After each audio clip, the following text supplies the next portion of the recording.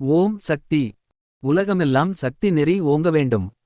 ஒவ்வொருவர் மனக்குறையும் நீங்க வேண்டும். கனவிலும் வருவாள் நனவிலும் வருவாள் எங்கள் பராசக்தி. கவலைகள் தீர்ப்பாள் கருணையை பொழிவாள் எங்கள் பராசக்தி. என்று நம் பக்தர்கள் பரவசப்பட்டு அம்மாவை போற்றி பாடும்போது அவரவரும் தங்கள் அனுபவங்களையும் எண்ணி நெகிழ்ந்து பாடுவது வழக்கம். அடிகளார் உருவத்தில் நடமாடும் நம் அம்மா எத்தனையோ பேர் கனவில் வந்து குறை தீர்க்கிறாள். கவலையை போக்குகிறாள் உயிர் காக்கிறாள். நான் கேட்டறிந்த அனுபவம் இது. மேட்டூரில் உள்ள சக்தி சரவணனும் அவர் மனைவி ரோஜா அவர்களும் அம்மாவின் பக்தர்கள் தொண்டர்கள். அந்த குடும்பமே சக்தி குடும்பம். அன்னையிடம் பக்தியும் பாசமும் பிரியமும் கொண்ட குடும்பம். சக்தி சரவணன் ரோஜா தம்பதிகட்கு 2 குழந்தைகள். ஒரு வாடகை வீட்டில் குடியிருந்து வந்தனர். அந்த வீட்டிற்கு குடிவந்ததிலிருந்து பல பிரச்சனைகள் தொல்லைகள் நோய் நொடிகள் மனக்குழப்பங்கள். இவற்றையெல்லாம் அனுபவிக்க காரணம் நம் ஊழ்வினையா? ராசியில்லாத வீட்டில் தான் குடிவந்து விட்டோமா என்று புரியாமல் தவித்த போது அதிர்ச்சி தரும் செய்தி ஒன்றை கேள்விப்பட்டார்கள். ஆம், அவர்கள் குடியிருந்த வீடு பில்லி சூனியம் வைக்கப்பட்ட வீடு. வாடகைக்கு வேறு வீடு பார்க்கலாம் என்றால் அதிக வாடகை கேட்கிறார்கள். வருமானத்துக்கு தக்கபடி குறைந்த வாடகையில் வீடு கிடைப்பதும் சிரமமாக இருந்தது. அம்மா இருக்கிறாள் அவள் பார்த்து கொள்வாள் என்று ஆறுதலுடன் தவறாமல் வீட்டில் அம்மாவை வழிபட்டு கொண்டு வந்தனர். மன்ற தொண்டுகளிலும் ஈடுபடுத்தி முழுமையாக கொண்டனர். அந்தச் சமயம் வீட்டுக்காரர், நான் வீட்டை பழுது பார்க்கப் போகிறேன். நீங்கள் தற்காலிகமாக வேறு வீடு பார்த்து கொள்ளுங்கள். அப்புறம் இங்கேயே குடிவந்துவிடலாம் என்றார். இதுதான் தக்க சமயம் என்று உணர்ந்து ஒரு சிறிய வீட்டை வாடகைக்கு அமர்த்தி கொண்டனர். அது வசதிகள் மிக குறைவான வீடு. சில நாட்கள் சென்ற பிறகு என் வீடு ரிப்பேர் எல்லாம் ஆகிவிட்டது. பழையபடி நீங்கள் குடிவரலாம் என்று அழைத்தார் அந்த வீட்டுக்காரர். அன்று சக்தி ரோஜாவின் தூக்கத்தில் ஒரு கனவு. கனவிலே அடிகளார் தோன்றி, மகளே, அது பில்லி சூனியம் வைக்கப்பட்ட வீடு. அது இருட்டு வீடு. எக்காரணக் கொண்டும் போகாதே, அங்கே குடி போகாதே. உனக்கும் நேரம் சரியில்லை. அங்கே போனால் உயிர் சேதம் ஏற்படும், அல்லது விஷம் தீண்டும், அல்லது பலத்த அவமானம் ஏற்படும். எனவே அங்கே குடி போகாதே என்று கண்டிப்பாக கூறிவிட்டு அடிகளார் மறைந்து விட்டார். அந்த வீட்டுக்கு போகாதே என்று அம்மா எச்சரித்ததனால் ஏற்பட்ட குழப்பத்தில் இருந்த வேளையில் தற்பொழுது குடியிருக்கும் வீட்டுக்காரர் வந்து உடனே வீட்டை காலி செய்து தரும்படி நிர்பந்தப்படுத்தினார். நாட்கள் நகர்ந்தபடியே இருந்தன. வசதியில்லாத வீட்டில் குடிவந்தாகிவிட்டது. சிறிது காலம் சமாளிப்போம், அம்மா விட்ட வழி என்று சமாளித்தபடி குடியிருந்தனர். சக்தி சரவணன் ஒரு கம்பெனியில் வேலை செய்து வருபவர். தம் ஊழியர்கட்கு குடியிருக்க கம்பெனி குடியிருப்பு வசதி செய்து கொடுத்திருந்தது. அத்தகைய கம்பெனி குடியிருப்பு வீடுகளில் ஒன்றை அளிக்குமாறு விண்ணப்பித்து விட்டு அதற்காக காத்திருந்தார். அது உடனடியாக கிடைப்பதாய் இல்லை. இன்னொரு புறம் தற்போது குடியிருக்கும் வீட்டை காலி செய்யும்படி நிர்பந்தம் செய்கிறார் வீட்டுக்காரர். இன்னொரு புறம் வீட்டை பழுது பார்த்தாகிவிட்டது. தாராளமாக வந்து குடியேறலாம் என்று பழைய வீட்டுக்காரர் அழைக்கிறார். உன் வீடு பில்லி சூனியம் உள்ள வீடு, வரமாட்டோம் என்று முகத்தில் அறைந்தார் போல எப்படி சொல்வது? சக்தி சரவணனும் ரோஜாவும் தத்தளித்தனர். அம்மா, எங்களை இப்படி நடுத்தெருவில் அலைய விடுகிறாயே. 2 குழந்தைகளை வைத்துக்கொண்டு எந்த வீடு போவேன்? எங்கே தங்குவேன்? கம்பெனி வீடும் கிடைத்த பாடில்லை. உன் உத்தரவை மீறி அந்த இருண்ட வீட்டுக்கும் போக மனமில்லை. நாங்கள் என்னதான் செய்வது? ஏதாவது ஒரு வழியை காட்டக்கூடாதா என்று புலம்பியவாறு தூங்கினார். அன்றிரவு சக்தி ரோஜாவின் கனவில் அடிகளார் மீண்டும் தோன்றினார். மகளே, நீ தற்சமயம் அந்த பழைய வீட்டுக்கே போ. பயம் வேண்டாம், நான் இருக்கிறேன் என உத்தரவளித்தார். அம்மா, நீயே அதனை இறண்ட வீடு என்கிறாய். பில்லி சூனியம் வைத்த வீடு, அங்கே குடி போகாதே என்றாய். இப்போது போ என்கிறாயே என்று சக்தி ரோஜா கேட்டார். மகளே, அந்த வீட்டில் 2 மாத காலம் மட்டும் தான் நீ குடியிருக்க வேண்டும். அதற்கு மேல் எந்த காரணத்தை கொண்டும் குடியிருக்க வேண்டாம். அதற்குள்ளாக உனக்கு கம்பெனி வீடு கிடைக்க ஏற்பாடு செய்து தருவேன். அதுவரையில் நான் வரும் சமயமாகிய அதிகாலை 3:00 மணிக்கு எழுந்து 108:008 சொல்லித் மந்திரங்களை தினமும் வழிபாடு செய்து கொண்டு வா. நான் உன்னை காப்பாற்றுகிறேன். இது இருண்ட வீடுதான். ஆயினும் என் அருள் என்னும் மின்சாரம் உன் வீட்டில் இருந்து கொண்டும் வந்து கொண்டும் எரிந்து கொண்டும் இருக்கும். தைரியமாக இரு என்று சொல்லிவிட்டு அடிகளார் மறைந்து விட்டார்கள். ஒரு நல்ல நாள் பார்த்து பழைய வீட்டுக்கே குடியேறினர். தொண்டர்களை வைத்துக்கொண்டு 108 கீழ் 1008 போற்றி மந்திர வழிபாடு செய்து பால் காய்ச்சி விட்டு குடியேறினார்கள். தினமும் விடியற்கலை எழுந்து 1008 108 மந்திர வழிபாடு நடத்தி கொண்டு வந்தனர். ஒரு நாள் விடியற்காலை சக்தி ரோஜாவின் கனவில் அடிகளார் தோன்றி, மகளே, உடனே வீட்டை விட்டு வெளியேறு, ஆபத்து நெருங்கிக் கொண்டு வருகிறது. நீங்கள் இந்த ஊரின் எல்லைக்குள் இருக்கக்கூடாது. அவசரம், உடனே புறப்பட்டுச் சென்று விடுங்கள் எனக் கூறி மறைந்து விட்டார்கள். மறுநாள் காலை தான் கண்ட கனவை கணவரிடம் பயத்துடன் கூறி முடித்தார் மனைவி. சரவணனும் திகைத்து போனார். அம்மா சொன்னால் உடனே கேட்டுவிட வேண்டும். என்ன செய்வது என்று புரியாமல் தான் மட்டும் வீட்டை விட்டு வெளியேறி மதியம் திரும்பி வந்தார். அம்மா உத்தரவை முழுதும் புரிந்து கொண்டு செயற்படாததால் என்ன ஏற்பட்டது தெரியுமா? சக்தி, ரோஜாவின் உடல்நிலை பாதிக்கப்பட்டு கடுமையான வயிற்றுப்போக்கால் அவதிப்பட்டார். படுத்த படுக்கையானார். எழுந்து நிற்கவும் முடியாத நிலையை அடைந்தார். மதியம் 3:00 மணி இருக்கும். சற்றே கண்ணயர்ந்த ரோஜாவின் கனவில் அடிகளார் மீண்டும் தோன்றி, மகளே, உடனே வீட்டை விட்டு வெளியேறு. இந்த எல்லையிலேயே இருக்க வேண்டாம். காலையிலே நான் கூறியும் இன்னும் போகாமல் என்ன செய்து கொண்டு இருக்கிறீர்கள்? இது அவசரம், அவசியமும் கூட. என்ன தெரிகிறதா என்று கேட்க, அம்மா, நாங்கள் இப்போதுதான் சென்னை சென்று திரும்பினோம். எனவே அங்கே போக முடியாது. தஞ்சாவூர் போகலாமா என்று சக்தி, ரோஜா கேட்க, தஞ்சாவூர் செல்ல வேண்டாம். உன் குரு இருக்கும் ஊருக்கு அருகில் செல். அது தான் உனக்கு பாதுகாப்பு.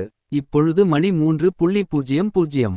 6 மணி ஊர் எல்லையையும் விட்டு ஆவதற்குள் இந்த வீட்டையும் ஊர் எல்லையையும் விட்டு வெளியேறி விடுங்கள். 15 நாட்கள் இந்த எல்லைக்குள் வரவே கூடாது என்று உத்தரவிட்டு அடிகளார் மறைந்து விட்டார்கள். மனைவி மூலமாக அம்மாவின் உத்தரவை கேட்ட சக்தி, சரவணன் குடும்பத்தை அழைத்துக் கொண்டு சென்னைக்கு புறப்பட்டார். அங்கே உறவினர் வீட்டில் குடும்பத்தாரை விட்டு விட்டு திரும்பி வந்தார். தான் மட்டும் வேலைக்கு வந்து சோர்ந்து கொண்டார்.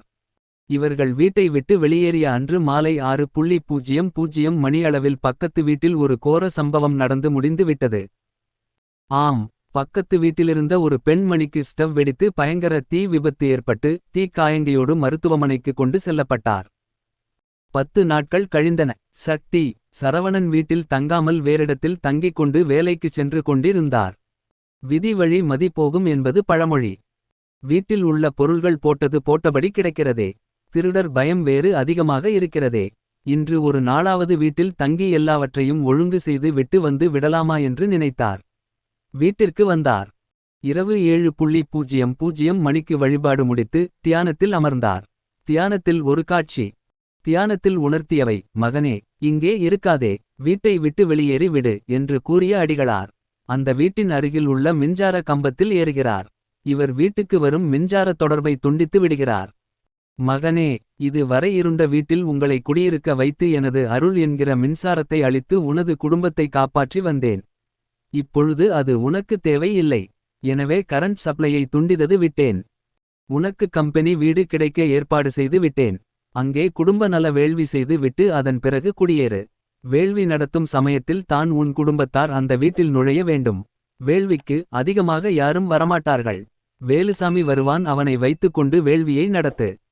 காரணம், அந்த வீட்டில் இதற்கு முன் குடியிருந்த 3 குடும்பங்களும் கடவுள் பக்தி இல்லாத குடும்பம். எனவே வேள்வி செய்து முடித்த பிறகே உள்ளே செல். அத்துடன் தினமும் அதிகாலை எழுந்து வழிபாட்டை தொடர்ந்து நடத்தி வா என்று ஒரு சிறு பிள்ளைக்குச் சொல்வது போல அடிகளார் தியானத்தில் உணர்த்தினார்கள். குடும்ப நல வேள்வி செய்வதற்கு அந்த சமயத்தில் சக்தி, சரவணனுக்கு பணமில்லை. எப்படியோ பணத்தை ஏற்பாடு செய்து கொண்டு குடும்ப நல வேள்விக்கு நாள் குறிக்கப்பட்டது.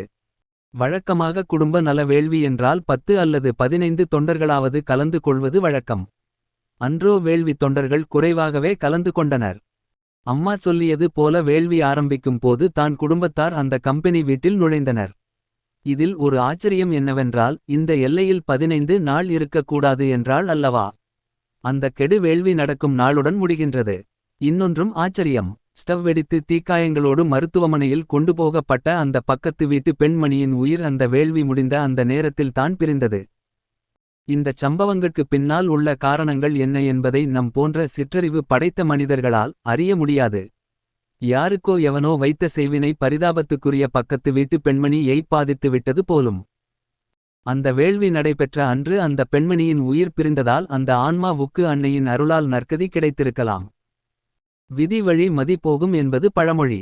அம்மா வைத்த 15 நாள் கெடு இன்னும் முடியவில்லை. வேள்வி முடிந்த அன்று சக்தி, சரவணனுக்கு எண்ணம். அதுவரை பழைய வீட்டிலிருந்து சாமான் களையெல்லாம் குடியேறப் போகும். கம்பெனி வீட்டிற்கு எடுத்துக்கொண்டு வந்து விட எண்ணினார். ஒரு வேன் ஒன்றை அமர்த்திக் கொண்டார். அந்த வேனில் சென்றபோது அவர் கண்ட காட்சி. அப்போது ஸ்டவ் வெடித்து இறந்து போன பக்கத்து வீட்டு பெண்ணின் சடலத்தை தூக்கிக் கொண்டு சுடுகாட்டுக்குச் சென்ற வண்ணம் இருக்கிறார்கள். அவசர அவசரமாக தன் வீட்டு பொருள்களை ஆட்களை வைத்து வேனில் ஏற்றினார். வீட்டுக்குள் நுழையாதே என்ற அம்மாவின் உத்தரவுக்கிணங்க வெளியிலிருந்தபடி ஆட்கள் மூலம் கொண்டு வரச் செய்து வண்டியில் ஏற்றச் செய்தார். அதிக பாரமுள்ள சாமான் ஒன்றை தூக்க முடியாமல் உள்ளே சிரமப்பட்டு கொண்டிருந்தார்கள். அந்த நேரத்தில் அம்மாவின் உத்தரவையும் மறந்து உள்ளே போய் அந்த சாமானை தூக்குவதற்கு உதவி செய்தார். அவ்வளவு தான். அதுவரை நன்றாக இருந்த சரவணன் உடல்நலம் பாதிக்கப்பட்டு வயிற்றுப்போக்கு ஏற்பட்டு துடிக்கலானார். பழைய வீட்டில் 15 நாள் வரை உள்ளே நுழையாதே என்று அன்னையிட்ட ஆணையை மீறியதால் வந்த விளைவு இது என்று புரிந்தது. அம்மா, ஏதோ என் கர்மம் கண்ணை மறைத்துவிட்டது. உன் உத்தரவை மீறிவிட்டேன், மன்னித்துவிடு என்று அழுது வேண்டிய பிறகு படிப்படியாக உடல் நலம் சீரடைந்தது. அன்னையால் எப்படியோ உயிர் தப்பினார். தன்னையே நம்பி சரண் அடைந்து பக்தி செலுத்தி தொண்டாற்றி வருகிற குடும்பங்களை அம்மா எப்படி கண்போல் காப்பாற்றுகிறாள் என்ப தர்க்கு சக்தி. சரவணன் அனுபவம் நம் தொண்டர்கட்கெல்லாம் பாடம். சக்தி. சரவணன் குடும்பத்தார் அவ்வப்போது அருள் வாக்கு கேட்டு பரிகாரம் தேடவில்லை. மேல்மருவத்தூர் சென்று குருதரிசனம் பெறும்போது பிரச்சனையை தீர்க்குமாறு கேட்டுக்கொள்ளவில்லை. உள்ளன்போடு பக்தி செலுத்தினார்கள். உண்மை உணர்வோடு தொண்டு செய்தார்கள். அந்த தொண்டுக்கும் பக்திக்கும் கட்டுப்பட்ட அம்மா ஒவ்வொரு நெருக்கடியான சமயத்திலும் கனவில் தோன்றியும் தியானத்தில் தோன்றியும் எதை உணர்த்த வேண்டுமோ எப்படி உணர்த்த வேண்டுமோ அப்படி உணர்த்தினாள், காப்பாற்றினாள். பக்தி, தொண்டு, சரணாகதி. கற்பனைக்கும் எட்டாத அற்புத அனுபவங்கள் நம் பக்தர்களின் வாழ்வில் நடக்கின்றன. அவற்றுள் சக்தி, சரவணன் அவர்கள் வாயிலாக கேட்டறிந்த அனுபவம் இது. உண்மையான பக்தனை அம்மா கைவிடுவதில்லை. உண்மையான தொண்டனை அம்மா கைவிடுவதில்லை. சரணாகதி அடைந்த குடும்பங்களை அம்மா கைவிடுவதில்லை. ஆற்றில் ஒரு கால் சேற்றில் ஒரு கால் என்றபடி ஒரு புறம் அம்மாவிடம் வந்து கொண்டு போலிச் சாமியார்களிடமும் போலி ஆன்மீகவாதிகளிடமும் சோதிடர்களிடமும் ஓடும்போது அவரவர் விதிவழியே விட்டு விட்டு வேடிக்கை பார்க்கிறாள். சக்தி, சரவணனுக்கு ஓடி வந்து அவ்வப்போது உத்தரவு கொடுத்து காப்பாற்றுவது போல நமக்கு துணைவரமாட்டேன் என்கிறாளே என்று உள்ளுக்குள் எண்ணுகிற செவ்வாடை தொண்டர்களே, சக்திகளே, எழுப்பிக் பின்வரும் கேள்விகளை உங்கள் மனத்தில் எழுப்பிக் கொண்டு விடை காண முயலுங்கள். உங்களுக்கே பதில் கிடைக்கும். மூலப்பரம்பொருளான அந்த ஆதிபராசக்தியே அடிகளார் என்னும் மானிட வடிவில் வந்திருக்கிறது என்று உறுதியாக நம்புகிறோமா? வாரந்தோறும் நம் ஊரில் உள்ள வார வழிபாட்டு மன்றத்துடன் நம்மை இணைத்து கொண்டு தொண்டாற்றி வருகிறோமா? நம்மால் முடிந்த அளவு தான தருமங்களை செய்து வருகிறோமா? விடியற்காலை 3:00 மணியளவில் அன்னையின் 1008 அன்றாடம் மந்திரங்களை படித்து வழிபடுகிறோமா? அன்னதானம், ஆடைதானம் இன்னபிற சமுதாய பணிகளில் நம்மை முழுமையாக ஈடுபடுத்திக் கொள்கிறோமா? புனிதம் மிக்க வேள்வி பணிகளிலும் ஆன்மீக மாநாடுகள், ஆன்மீக ஊர்வலங்கள் இன்னபிற நிகழ்ச்சிகளில் கலந்து கொண்டு ஆர்வமுடன் தொண்டு செய்கிறோமா? அன்னைக்கு உகந்த ஆடிப்பூர விழாவில் கஞ்சி கலயம் சுமந்து வந்து படைத்தோமா? சுயம்புக்கு பாலபிடேகம் செய்தோமா? தொடர்ச்சியராமல் இருமுடி விரதம் இருந்து செலுத்தினோமா? ஒரு முறையாவது பாதயாத்திரை மேற்கொண்டு வந்திருக்கிறோமா? பாத பூசையின் மகத்துவம் புரிந்து கொண்டு பயன்படுத்தி கொண்டோமா? நாம் பெற்ற இன்பம் மற்றவர்கட்கும் கிடைக்கட்டும் என்றெண்ணி பொதுமக்களை அன்னையிடம் ஆற்றுப்படுத்தி இருக்கிறோமா? உற்சாகமாக பணிபுரியும் தொண்டர்கள் மனம் புண்படாதவாறு நடந்து கொண்டிருக்கிறோமா? அவன் அம்மாவிடம் நல்ல பெயர் வாங்கி விடுகிறானே, அவனை விடக்கூடாது என்று பொறாமையால் புழுங்கி ஆன்மீக பணிகட்கு இடையூறு செய்யாமல் இருந்திருக்கிறோமா? ஆன்மீகத்தில் புகுந்து கொண்டு அரசியல் பண்ணாமல் அம்மாவின் அருள் ஒன்றே குறிக்கோள் என்பதில் கண்ணும் கருத்துமாக இருக்கிறோமா? என் இஷ்டதெய்வம் அன்னை ஆதிபராசக்தி, எனக்கு குரு அடிகளார். இன்றைக்கும் 7 பிறவிக்கும் இவர்கட்கே ஆட்படுவேன், ஆன்மீகத்துக்கே என்னை அர்ப்பணித்துக் கொள்வேன் என்று உறுதி எடுத்து கொண்டோமா? எண்ணி பாருங்கள். முற்றுமாகச் சரணாகதி அடைந்தவர்கட்கே பிராராப்த கர்ம வினையை மாற்ற முடியும். அப்படி சரணடைய இயலாதவர்கள் அவரவர் விதி விழியே நடக்க வேண்டியவர்களே.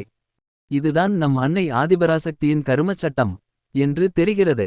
அடிகளாரை விட்டால் நமக்கு இனி கதிமோட்சம் இல்லை. ஏன்? அடிகளாரிடம் பெற முடியர்த்த ஒன்றை வேறு எங்கேயும் பெற முடியாது என்று அன்னையே சொல்லிக் காட்டிவிட்டாள். பொதுமக்களிடம் பரவலாக பக்தி வளர்ந்து வருகிறது. செவ்வாடை தொண்டர்களிடம் மட்டும் பக்தி குறைந்து வருவதாக அன்னையே கவலைப்பட்டு கொள்கிறாள். அம்மாவின் கருணையையும் தெய்வரிசியையும் அனுபவித்தவர்கள் செவ்வாடை தொண்டர்களாகிய நாம்தான். கடவுளோடு உறவாடுகிறவர்கள் நாம்தான். ஆனாலும் அம்மா எனக்கே, எனக்கு மட்டுமே என்ற குறுகிய வட்டத்துக்குள் அம்மாவை அடைக்க எண்ணுகிறோம். அம்மா உலக நெருக்கடிகளை தீர்க்க வந்திருக்கிறாள். அவதார நோக்கம் கொண்டு வந்திருக்கிறாள். ஆன்மீகத்தின் வலிமையை உணர்த்த வந்திருக்கிறாள்.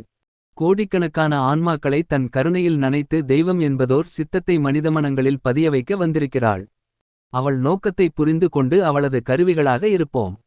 அவளது அடியார் கூட்டத்தில் இணைந்து கொண்டு உண்மை தொண்டனாக வாழ்வோம். ஓம் சக்தி.